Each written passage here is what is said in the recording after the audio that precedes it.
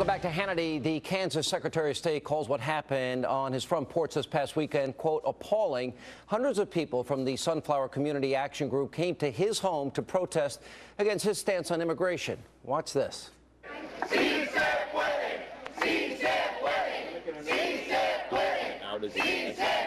We've left these shoes here so that Mr. Kobach can maybe try to fill them, because these are the shoes of the fathers that he's deported, that have been deported by his laws that he's lobbied for and passed. Kobach separates families. Now, thankfully, Mr. Kobach and his family were not home at the time, but he said that if he was, he would have been very afraid, especially since it took police 15 minutes to respond. Here to explain more is the man himself, Kansas Secretary of State Chris Kobach, and we're also joined by immigration attorney Francisco Hernandez. Mr. Kobach, Mr. Hannity, how are you? I kind of have a rule. I believe in everybody's right to protest. When they start going to your home, bringing your family into it, they could have recall petitions, vote you out of office. In my mind, this crosses a line. Tell me how you felt. Absolutely, I agree, Sean. Look, they can protest against me all day long outside my office. They've protested when I've given public speeches before. That's on public grounds, but they cross a line when they go on private property to intimidate me. Now, bear in mind, they're coming up the driveway onto the porch. I am just so blessed that my family and my kids weren't there, because if my kids, we have 4 kids ages 9, 7, 3, and 1, they're right at that age where they would have been scarred for life seeing people piling out of buses with megaphones, shouting things about their daddy. You know, there is no need in public discourse for invasions of private property by mobs like this. And, you know, like I say, I'm happy to debate anybody, anytime. Francisco and I have debated before, but this is ridiculous. Yeah, and you're sworn as the Secretary of State. Is it not your sworn duty to uphold the laws of the state and of the land and the Constitution? It is my sworn duty, and in particular the election laws. Kansas has passed a number of very tough laws against election fraud, and the same group of left-wing activists has opposed that as well. All right, so and they're complaining that you're doing your job. This is what you're hired to do, and they should be fighting to change the law. You didn't write the law. Mr. Hernandez, are you supportive of this? Well, I'm not supportive of intimidating anybody, but I think we all know that everybody understood that he wasn't home, and this was a complete play for the press. Well, my understanding is that incorrect. They did. That's incorrect. And nobody knew that I was not home. Okay. Well, in fact, they were shouting.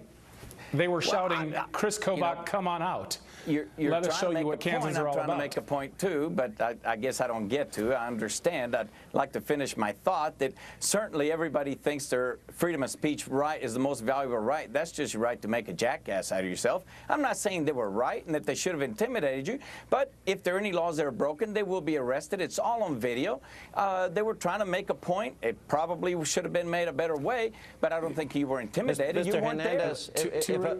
Two responses. If buses of people came to your house and walked on your lawn and dumped things on your front step and your family was there, how would you feel? If the family were there, it's a different deal. But there was no, this was a church group. There was no guns. There was no sticks. There was no threats made. They were trying to exercise their First Amendment right in the worst way they could do it. Mr. Kobach? Let me respond.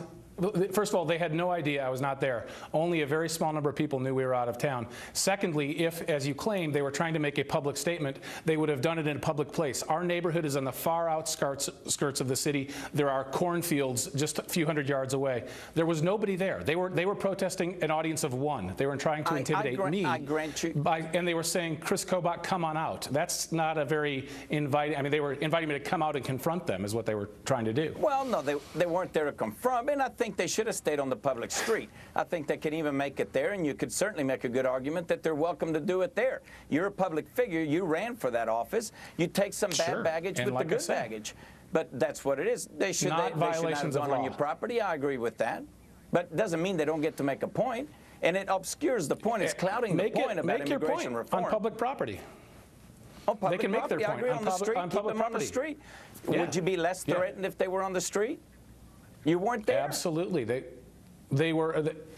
Look, as far as they knew, my whole family was in the house, and that would have been terrifying for my kids to see this happening with all these people shouting with megaphones. We It's a certainly mob could be wrong, descending but on your house. my clear understanding is that everybody knew you weren't going to be there because the press was called ahead of time to be there, so Well, it was only- a complete press play.